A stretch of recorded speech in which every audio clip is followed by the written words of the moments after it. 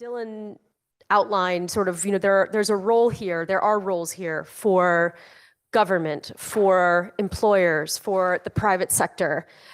And we at the Aspen Institute Financial Security Program absolutely see that all of the solutions that we're going to need across a 100-year life to ensure financial security are going to require action and a role from all of those sectors.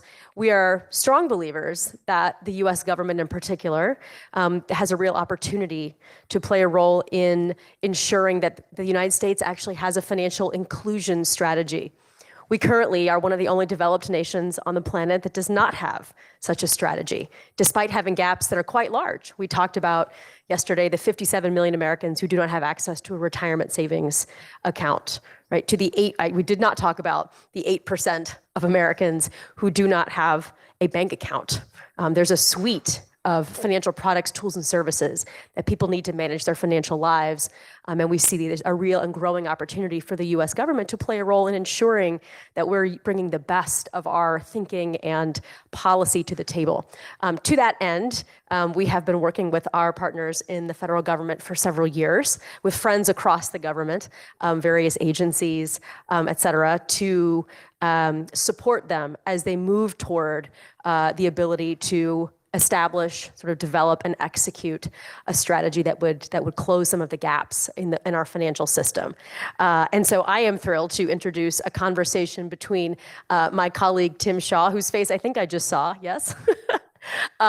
Who is our policy director on our team, with Representative Young Kim of California.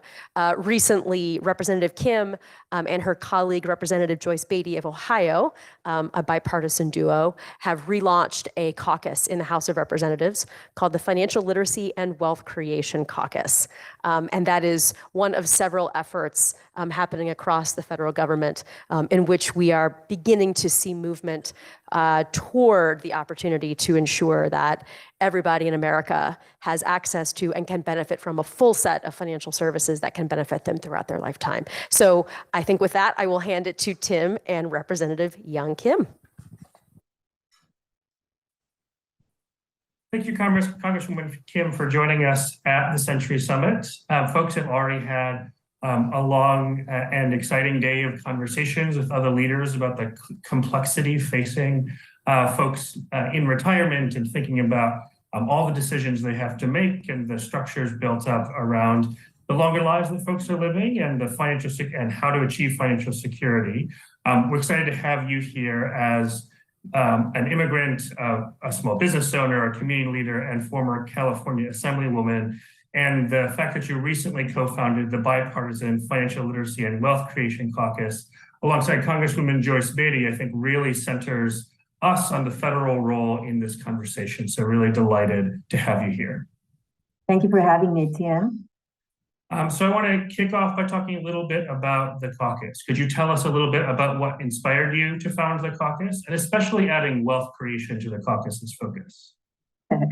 Yeah, when Congresswoman Beatty first approached me and asked me if I would, lead the Financial Literacy Caucus in 118th Congress and serve as a co-chair with her, I was very excited about that because, this was co-chaired with Congressman Beatty as a Democrat and Congressman Steve Stivers as a Republican, but he has since retired. And so when she reached out to me to co-chair and also suggested during our conversation that we include wealth creation in the name of the caucus, it was really something that I really resonated with my personal story because I've been talking about in this space how important it is that people have the right knowledge, discipline, and long-term goals that will help to empower families and individuals to bridge the gap between the American dream that I'm living as an immigrant and the reality. And through it all, with all these right equipment and tools, we can help people to create wealth. As I said, I'm an immigrant and I came here with my family. When I first got here, I had not spoken a word of English other than hello, and I was a very timid girl. And I didn't speak a word of English at the time. And also as a just arrived, newly arrived family. We didn't have much, but with the right tools and the right attitude, I know my family worked hard, my parents especially, because I was a young girl, to make sure that their children would have what they can provide, so we can live the American dream. And that really showed me that you shouldn't let your background or ethnicity determine your future.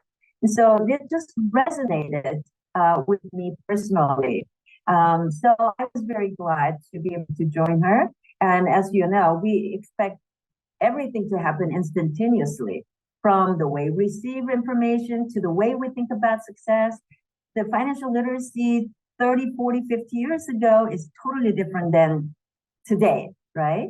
So through the caucus, what we want to do is we want to make sure that people have the tools, the knowledge, and the discipline to reach their financial goals. And I'm very happy that we will use this caucus to explore the many ways to find common ground and improve financial literacy and wealth creation, but also educate the public of the work that it takes to achieve their financial goals. I should say hard work that it takes, right? Appreciate that. And those tools that folks need kind of face all the points of financial decisions in one life. And one of the most critical and most challenging decisions or set of decisions are about phasing out of work and moving into retirement. I know that's something you're personally passionate about, and I wonder why you think it's so important. And this room is full of folks who have done and talked a lot about work at the state and community level and in businesses about what they can do. What can the federal government do to help people who are making that decision? Last Congress, in the 117th Congress, we passed the bipartisan Secure 2.0 legislation, and I supported that in different forms. The Secure 2.0 builds on the bipartisan legislation that will enhance retirement opportunities for working people. Unfortunately, there is that newest Mercer CFA Institute's 2023 Global Pension Index that gave the United States a ranking of C+, and then overall ranking of 22 out of 47 countries included. So clearly, there is a lot more that we need to do to put the United States on top of the rankings. And today, our retirement system is ending a transition from being primarily a defined benefit to a defined contribution. That transition has given Americans more ownership of their retirement options and decisions, but it has also broadened the new risks of not having enough for their nest egg. That's why I'm a believer of financial planning from early age, right? Even if you are 10 years old, 15 years old, I think we need to, really pay or visit their financial advisor regularly, just like we do when we go see a doctor or a dentist, right? Because financial advisor can walk people through the different stages, different ages, and so they can understand how they can utilize those tools to maximize their returns.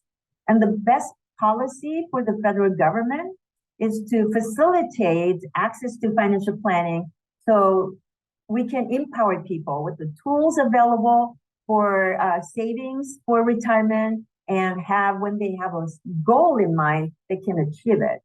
I think, there was an article that I recently read. It said that the Gen Z generation expects to retire at age 40.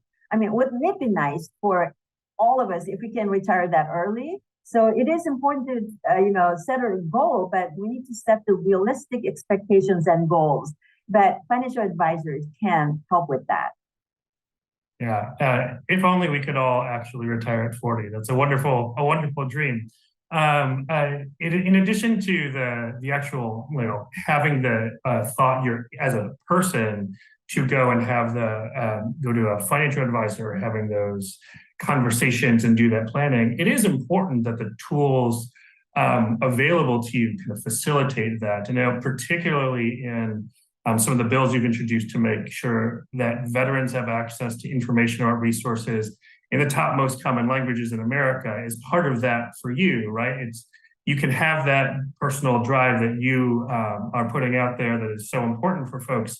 But if those tools aren't available to you in the languages that you need, or the financial services aren't available at all, that precludes all the things that we're talking about here. So I'm wondering if you could talk a little bit about why that issue matters, in particular for your financial literacy and wealth goals, and why it matters for older adults. It's really important for me because the district and the constituency that I represent is very diverse. And we have so many different Americans from different backgrounds. And like I said early on, I am an immigrant myself. And when my family came here, we didn't speak a word of English and we didn't have much. So even if there were information available, resources available, we probably didn't know what they were, where to go, and get the help that we need. So seeing firsthand and from my personal experience, I also ran a business, but at the time, I just had to navigate through the process and come up with my own capital that was needed to build my own business and run it. These are probably easier today because there are different type of resources available and different languages. Look, in my district, there are at least in Southern California, 17 different languages that is spoken. And in California, we have at least 7 different languages translating the ballots too during any election cycle, because that's how diverse and vast different people live in my district. So that's the reason why providing the resources that are available, making it available in different languages for the people that speak, like Vietnamese, Chinese, Korean, and so forth was very, very important. And now, as a member of Congress, I understand that there are barriers that language can create, and especially in creating wealth and achieving the American dream. That's why I wanted to provide the different resources in different languages to make sure that Americans understand what's available to them. And that's why on the Financial Services Committee, I've been working to help small business owners access capital and, most importantly, cut regulatory costs. That's a great transition to my next question, because as a small business owner, personally the difficulty that can come with kind of providing people benefits as a small business owner, the costs and other things associated with that.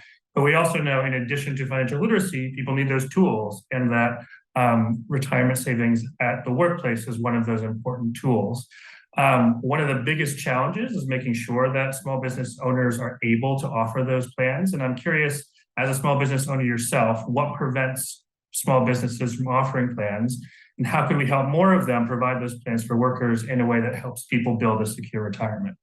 Yeah, as I mentioned before, we made great strides with Secure 1.0, Secure 2.0 to incentivize small businesses to provide retirement opportunities for their workers. But there is this multiple employer plans, or MEPs, for example. This allows different small businesses to pull the resources together and share the administrative and operational costs associated with setting up retirement plans. But that is not often talked about or widely used. And the challenge is that people don't know this, right, sometimes. So we need to make sure that we do a better job of talking about the benefits of the, this multiple employer plans. And Secure 2.0 has many provisions that will be enacted in next year, actually, 2024 and 2025. For instance, in 2025, workers will be required to allow their part-time workers to participate in their retirement plans. And Secure 2.0 also increases tax credits to cover the startup costs of establishing a retirement plan for small businesses. So these are the things that we need to do a better job of talking about it, and I hope that we can do so through our financial literacy and wealth creation caucus. This type is the tax credit that I talked about, that may cover up to 100% of the cost, up to $5,000. And additionally, Secure 2.0 clarifies that small businesses that use MEPs are available and eligible. So we, I'll do my part, but I know you will also do your part to make sure that more people understand that such resources are available. That's right. And what I find most exciting about the leadership that you and Congresswoman Beatty are putting together in this caucus is that there is the focus on these resources, but it's also like everything about Secure 2.0 and those things that you were describing is also providing the support, access, and ability to use and benefit from the financial services that people need to build a secure retirement and to build wealth. So I want to thank you for your leadership and agreeing to join us on this, and we'll looking forward to seeing all the great things that come out of the caucus. Thank you so much. And one of the things that I do want to mention in closing is that we want these tools to be also made available, working with you and the partners out there to ensure that members themselves understand that take these resources so you can better serve your constituents. And I really encourage that we can partner with different members and go to their respective districts and have a roundtable discussion or have a workshops and talk about all of these. That is excellent. We're looking forward to helping distribute those resources. Thank you very much. Good. Well, thank you very much for the time, and I hope everyone appreciated this great conversation that we had with Congresswoman Kim, and we'll turn it back to the folks at the conference. Thank you all so much. Thank you, Tim.